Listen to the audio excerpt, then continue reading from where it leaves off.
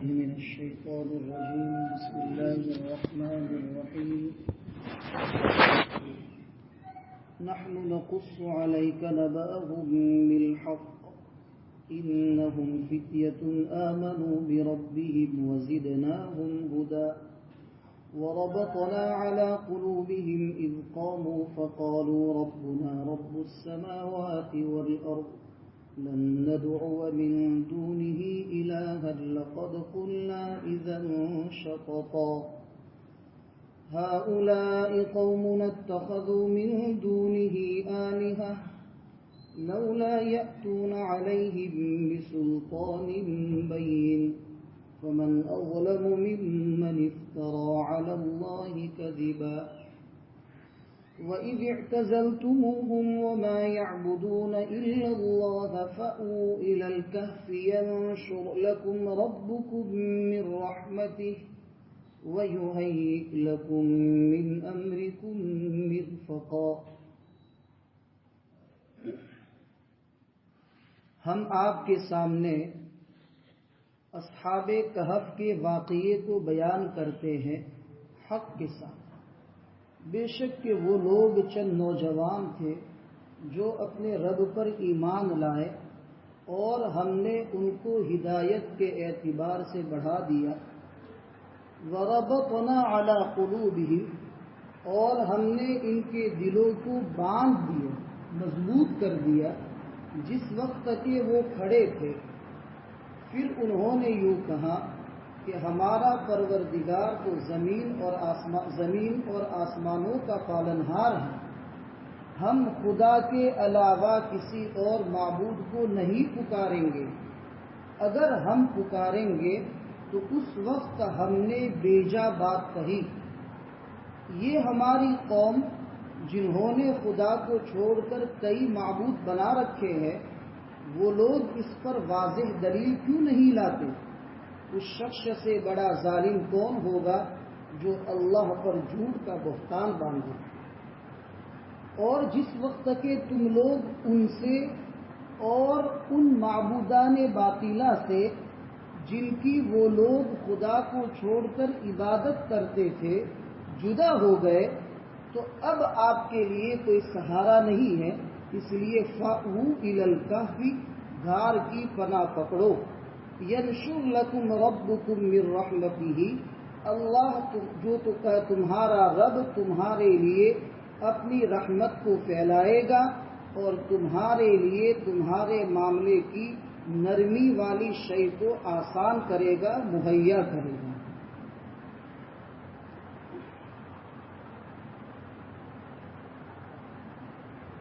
گزشتہ کل بتا دیا تھا کہ 4 آیات میں سورہ کہف کا اجمالی خاکہ بیان کیا ہے، اور نحن نقص ابھی جو آیتیں میں نے پڑھی وہاں سے اس کی تفصیل شروع ہو رہی. گزشتہ کل ایک آیت تھی فَضَرَبْنَا عَلَىٰ آذَانِهِمْ فِي الْكَهْفِ سِنِينَ عَدَدًا. بعض علماء نے اس آیت کا ایک فائدہ یہ لکھا ہے کہ چونکہ اس کے اندر اصحاب کہف کو ایک لمبی نیند سلانے کا تذکرہ ہے، تو بعض علماء کا کہنا یہ ہے کہ جو لوگ نیند کی شکایت کے جو مریض ہیں جن کو نیند نہیں آتی، تو ان کے لیے یہ بہترین عمل ہے کہ اس آیت کو یاد کر لے. فَضَرَبْنَا عَلَىٰ آذَانِهِمْ فِي الْكَهْفِ سِنِينَ عَدَدًا. بس اتنی آیت ہے، اس کو یاد کر لے اور رات کو سوتے وقت پڑھتے رہے. انشاءاللہ امید ہے کہ آپ کو نیند آ جائے گی بغیر گولی لیے ہوئے. حضرت مکی صاحب دامت برکاتہم العالیہ کے بیان میں سنا کہ ایک شخص میرے پاس آیا اور اس نے مجھے یوں کہا کہ حضرت 15 دن سے میں بالکل سویا نہیں. حضرت نے فرمایا کہ میں نے اس کو کہہ دیا کہ یہ آیت پڑھنا شروع کر دے اور امید ہے انشاءاللہ کہ تجھے نیند آ جائے گی. تو 2-3 دن کے بعد آیا کہ کہا کہ حضرت اتنا سویا کہ 15 دن کی قضا کر لی. اتنا سویا کہ 15 دن کی قضا کر لی. خیر قرآن کریم کی آیت اور قرآن کریم میں ایک تاثیر رکھی اللہ تعالیٰ نے، چاہیے کہ اس کے اوپر یقین کرے اور یقین کرتے ہوئے اس کو پڑھے، انشاءاللہ اللہ کی ذات سے امید ہے کہ نیند بہتر آ جائے۔ یہاں سے جو واقعہ بیان کیا جا رہا ہے اصحاب کہف کا، کہ ہم آپ کے سامنے ان کا واقعہ بیان کرتے ہیں بالکل حق کے ساتھ۔ یہ بالحقی اس لیے فرمایا کہ بعض لوگوں نے اصحاب کہف کے بارے میں ایران قرآن کی باتیں مشہور کر دی ہے، اور ان باتوں کا تذکرہ قرآن میں ہے ہی نہیں، اس لیے اللہ تعالیٰ نے فرمایا کہ حق کے ساتھ جو واقعہ ہے اصحاب کہف کا وہ یہی ہے جو اللہ نے قرآن میں ذکر کیا ہے۔ ایران قرآن کی باتوں کا، شریعت کی باتوں سے اور اللہ کی طرف سے یہ کوئی باتیں معتبر نہیں ہے، وہ جغرافیائی اور تاریخی باتیں ہیں، اس کی تفسیر کے اعتبار سے اس کا کوئی مقام نہیں ہے۔ انہم فتیۃ آمنوا بربہم، وہ چند نوجوان لوگ تھے، ان کی صفت یہ تھی کہ آمنوا بربہم، وہ اپنے رب پر ایمان لائے تھے، وزدناہم ہدی، اور اللہ فرماتے ہیں کہ ہم نے ان کو ہدایت کے اعتبار سے بڑھا دیا۔ وزدناہم ہدی، اس کا تعلق بعد والی آیت سے ہے کہ وہ لوگ ایمان والے تو تھے، اسی لیے تو ان کے اوپر حالات آئے۔ اگر وہ اور لوگوں کی طرح اگر مومن نہ ہوتے بلکہ مشرک اور کافر ہوتے تو ان کے اوپر اس قسم کے حالات نہ آتے، لیکن حالات ان کے اوپر جو آئے ہیں اس کا سبب یہ تھا کہ وہ لوگ مومن تھے۔ ہدایت کے اعتبار سے ہم نے ان کو بڑھا دیا، اس کا تعلق بعد والی آیت سے ہے جس میں تذکرہ یہ ہے کہ اللہ تبارک و تعالیٰ نے ان کے دلوں کو مضبوط کر دیا، کیونکہ بادشاہ نے ان کو بلایا، جیسے گزشتہ کل اشارہ کیا تھا، بادشاہ نے ان کو بلایا اور بلانے کے بعد بادشاہ نے ان سے پوچھا کہ تم لوگ اور لوگوں کی طرح معبودان باطلہ کی، یعنی دوسرے بتوں کی، صنم وغیرہ کی پوجا پاٹ کیوں نہیں کرتے؟ تو جس وقت وہ بادشاہ کے سامنے کھڑے ہوئے تو انہوں نے کہا کہ وہ ہمارے رب نہیں ہے، ہمارا پروردگار تو رب السماوات والارض ہے، اور دوسرے لوگ اگر معبودان باطلہ کو پکارتے ہیں اور ان کی عبادت کرتے ہیں تو لن ندعو من دونہ الہا، ہم تو ایک اللہ کو چھوڑ کر کسی اور معبود کو نہیں پکاریں گے، اور اگر ہم اللہ کو چھوڑ کر دوسرے معبودوں کو پکارے یا اللہ کے ساتھ دوسرے معبودوں کو شریک ٹھہرائے تو لقد قلنا اذا شططا، تو اس وقت ہماری بات کوئی قابل حیثیت نہیں ہوگی بلکہ بیجا بات ہوگی، اور یہ اللہ کے نزدیک شرک معتبر نہیں ہے کہ اللہ کی عبادت کرے اور اس کے ساتھ اوروں کی بھی عبادت کرے۔ اس لیے ہماری طرف سے اگر آپ یہ امید رکھتے ہیں کہ ہم اللہ کے علاوہ کسی اور معبود کی عبادت کریں گے، یہ ہم سے نہیں ہوگی۔ آیت کے اندر صرف اتنی بات ہے کہ جس وقت کہ وہ بادشاہ کے سامنے کھڑے ہوئے تو انہوں نے یہ بات کہی کہ ہم ایک اللہ کی عبادت کریں گے، دوسروں کی عبادت نہیں کریں گے۔ لیکن حقیقت میں اگر تھوڑی دیر کے لیے غور کیا جائے تو اس زمانے کا ظالم اور جابر بادشاہ جس کا نام ہے دقیانوس، اور ان لوگوں نے جو بات کی کہ ہم ایک اللہ کی عبادت کریں گے، اس کی سزا ہے قتل، اور یہ سزا ان کو معلوم تھی کہ اگر ہم اس کی چاہت کے خلاف اگر بات کہیں گے تو ہماری سزا قتل ہے، لیکن اس کے باوجود بھی انہوں نے یہ بات کہی، تو یہ ان کے ایمان کی مضبوطی کی نشانی ہے۔ یہ مطلب ہے وزدناہم ہدی، کہ ہم نے ان کو ہدایت کے اعتبار سے بڑھا دیا اور ان کے دلوں کو مضبوط کیا کہ وہ باطل یعنی ظالم اور جابر بادشاہ کے سامنے حق بات ڈٹ کر کہہ سکے۔ حالانکہ ایک بچہ اپنے باپ کے سامنے ایک تماچے کے ڈر سے وہ جھوٹ بول دیتا ہے، ایک تماچے کے ڈر سے، اور یہ لوگ بادشاہ کے سامنے قتل کے ڈر کے باوجود بھی انہوں نے حق بات کہہ دی۔ ان کے ایمان کی مضبوط ہونے کی بین اور واضح دلیل۔ علامہ ابن کثیر رحمۃ اللہ علیہ نے ایک بات لکھی ہے فتیۃ آمنوا پر، کہ نوجوان لوگ تھے جو اپنے رب پر ایمان لائے تھے، عادات اور اخلاق کی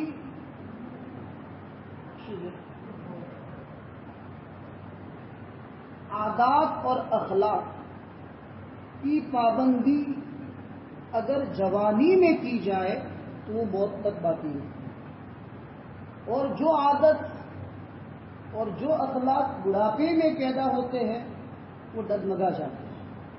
اس لیے جوانی میں اپنی عادات کو اچھا بنانے کی فکر کرے اور اپنے اخلاق کو اچھا بنانے کی فکر کرے، اپنی عبادات کو، اپنے معاملات کو جوانی میں بہتر بنانے کی کوشش کرے، اس لیے کہ جوانی میں جیسے اعمال اپنائے جاتے ہیں اخیر تک ویسے ہی اعمال باقی رہتے ہیں۔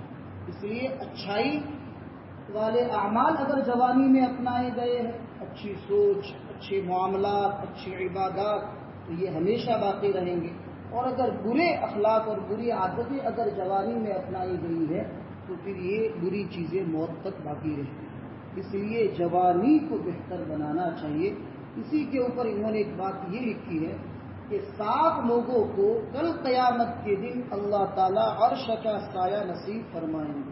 سبعۃ یظلھم اللہ لا ظل الا ظلہ، 7 لوگوں کو عرش کا سایہ نصیب فرمائیں گے۔ اس میں سے ایک ہے شاب نشأ فی عبادت ربہ، ایسا نوجوان جو اپنے رب کی عبادت میں پروان چڑھا۔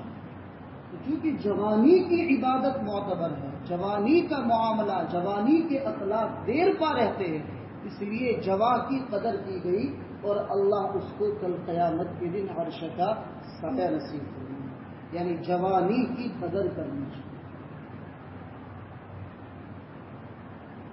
پھر اس کے بعد یہ جو اصحاب کہف ہے، انہوں نے بادشاہ کے سامنے ڈٹ کر یہ بات کہی، تو یہ تو واضح دلیل ہے کہ ان کا ایمان مضبوط ہے، اور یہ اللہ کی مدد کے بغیر نہیں ہو سکتا۔ اللہ کی مدد کیوں آئی؟ اس لیے کہ انہوں نے اللہ پر بھروسہ کیا، اور اللہ ہی کے لیے انہوں نے یہ سب کچھ کیا تھا، اس لیے اللہ کی طرف سے مدد آئی اور ان کے دل مضبوط ہو گئے۔ ہؤلاء قوم اتخذوا، پھر انہوں نے بادشاہ کے سامنے یہ بات بھی کہی کہ یہ جو ہماری قوم ہے، اتخذوا من دونہ آلہہ، انہوں نے ایک اللہ کو چھوڑ کر کئی معبود بنا رکھے، کئی معبود بنا رکھے۔ لیکن ان کو اگر پوچھا جائے کہ اس کے اوپر آپ یعنی کئی معبود بنانے پر آپ کے پاس کوئی دلیل ہے، تو ان کے پاس کوئی دلیل نہیں۔ لولا یأتون علیہم بسلطان بین، اس کے اوپر وہ لوگ کیوں واضح دلیل پیش نہیں کرتے؟ شرک کی کوئی معقول دلیل نہیں، توحید کی معقول دلیل تو ہے، لیکن شرک اور کفر کی کوئی معقول دلیل نہیں ہے۔ اور فمن اظلم ممن افترى علی اللہ کذبا، اس شخص سے بڑا ظالم کون ہو سکتا ہے جس نے اللہ پر جھوٹ باندھا؟ اس لیے کہ اللہ حقیقی معبود ہے، وہ تنہا ہے۔ وَإِلَٰهُكُمْ إِلَٰهٌ وَاحِدٌ، تمہارا معبود تو ایک معبود ہے، 2 معبود نہیں ہے، 2 سے 1 سے زیادہ نہیں ہے۔ لیکن اگر ایک معبود کے ساتھ دوسرے معبود کو اگر تم نے اس کے ساتھ شریک کر دیا، اللہ کے ساتھ دوسرے معبودوں کو شریک کر دیا، تو آپ نے اللہ پر جھوٹی بات کہی کہ اللہ کا ساجی اور اللہ کا بھاگیدار اور اللہ کا حصے دار ہے۔ تو اب آپ نے یہ سنگین جو بات کہی ہے، افترا علی اللہ کذبا، اللہ پر جھوٹ جو باندھا ہے، تو اللہ کا عذاب بھی ایسے ظالم آدمی کے ساتھ بہت سخت ہے۔ تو اس شخص سے بڑا ظالم کون ہوگا جس نے اللہ پر جھوٹا بہتان باندھا؟ اس لیے کہ وہ حقیقت کے خلاف بات ہے، اللہ کا کوئی شریک اور کوئی ساجی اور کوئی بھاگیدار نہیں ہے۔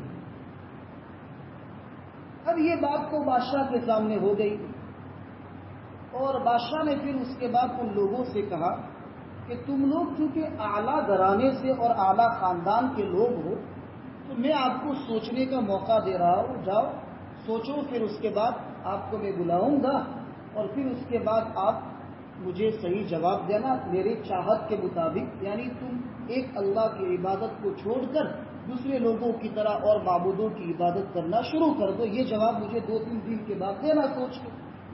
تو وہ لوگ چلے گئے بادشاہ کے پاس۔ اب ان لوگوں نے سوچا کہ اب ہمارے ایمان کی حفاظت اس ملک میں رہ کر یا اس شہر میں، اس بستی میں رہ کر ممکن نہیں، اس لیے اب ہمیں کیا کرنا پڑے گا؟ تو انہوں نے پھر وہاں سے ہجرت کرنے کا ارادہ کیا۔ اسی کا تذکرہ آگے ہے۔ دیکھو انہوں نے کس طریقے سے بات کی۔ وَإِذِ اعْتَزَلْتُمُوهُمْ، جس وقت کہ تم لوگ جدا ہوئے ان سے اور ان لوگوں سے اور ان معبودان باطلا سے جن کی وہ لوگ عبادت کرتے ہیں خدا کو چھوڑ کر، ایک اللہ کو چھوڑ کر دوسرے یعنی جو ناجائز یعنی صحیح نہیں ہے، جو معبودان باطلا ان کو بھی چھوڑا اور لوگوں کو بھی آپ نے چھوڑا۔ تو آپ ان کو چھوڑ کر اور معبودان باطلا کو چھوڑ کر اب آپ الگ ہو گئے ہیں، یعنی بادشاہ اور اس کی جو رعیت اور اس کی پبلک ہے، اس کی جو عبادت کے جو خدا ہے ناجائز یعنی صحیح خدا نہیں ہے، ان سے آپ لوگ اب الگ ہو گئے ہیں۔ تو اب آپ کے لیے اس بستی میں اور اس شہر میں تو کوئی سہارا رہا نہیں، اس لیے فَأْوُوا إِلَى الْكَهْفِ، اب آپ غار کی پناہ پکڑو۔ فَأْوُوا إِلَى الْكَهْفِ، اب غار کی جب تم پناہ پکڑو گے تو آپ کے لیے اللہ کی طرف سے کیا نعمتیں ہوگی؟ يَنْشُرْ لَكُمْ رَبُّكُمْ مِنْ رَحْمَتِهِ، تمہارے لیے تمہارا رب اپنی رحمت کو پھیلائے گا اور کوئی نرمی کی بات آپ کے لیے مہیا کرے گا۔ مرفق، نرمی کی بات، جو چیز نفع بخش ہو اس کو مرفق کہتے ہیں۔ جیسے کوہنی ہے اس کو بھی مرفق کہتے ہیں، اس لیے کہ یہ سہارا ہوتی ہے، نفع دیتی ہے جی۔ تو آپ کے لیے آپ کے معاملے کی نرمی کو اللہ تعالی مہیا کرے گا۔ اب یہ لوگ پھر اس کے بعد غار کی طرف چلے گئے۔ آیت میں صرف اتنا ہی ذکر ہے کہ وہ لوگ غار میں چلے گئے، لیکن غار میں گئے اور اس کے ساتھ اور بہت ساری اسرائیلی روایات ہے جس کی تفصیلی اعتبار سے اس کی کوئی حیثیت اور اس کا کوئی مقام نہیں ہے، اس لیے اس کو بیان کرنا مناسب بھی نہیں ہے۔ حضرت پیر ذوالفقار نقشبندی دامت برکاتہم العالیہ نے اس آیت کے اوپر ایک عجیب بات بیان فرمائی ہے کہ موجودہ زمانے کے اعتبار سے مسلمانوں کے لیے فتنے ہی فتنے ہیں دنیا میں۔ مسلمانوں کے لیے اپنے اسلام کی اور اپنے ایمان کی حفاظت اتنی تو مشکل نہیں ہے جتنی اصحاب کہف کے لیے ہے، لیکن کسی حد تک مشکل ہے صحیح۔ تو جس طریقے سے اصحاب کہف نے غار کو تلاش کیا اور اس میں پناہ پکڑ کے اپنے ایمان کی حفاظت کی، تو مسلمانوں کے لیے بہترین غار جو اس کے ایمان کی حفاظت کر سکتا ہے وہ قرآن کریم۔ یہ قرآن کریم کو اپنا غار بنا کر قرآن کریم کو پڑھنا، اس کو سمجھنا اور اس کے اوپر عمل کرنا، امید ہے کہ اللہ تعالیٰ جس طریقے سے اس زمانے میں اصحاب کہف کی ایمان کی حفاظت فرمائی تھی، اللہ تعالیٰ آج کے دور میں اس قرآن کو غار سمجھ کر اس سے پناہ حاصل کرنے پر اللہ تعالیٰ ہمارے ایمان کو بھی محفوظ کر دے گا، اور اگر ایمان محفوظ ہے تو اللہ تعالیٰ ایمان میں اضافہ کرے۔ اللہ تعالیٰ ہم سب کے ایمان کو محفوظ رکھے اور خاتمہ بالخیر فرمائے اور آخرت کی لامحدود زندگی میں کامیاب کرے۔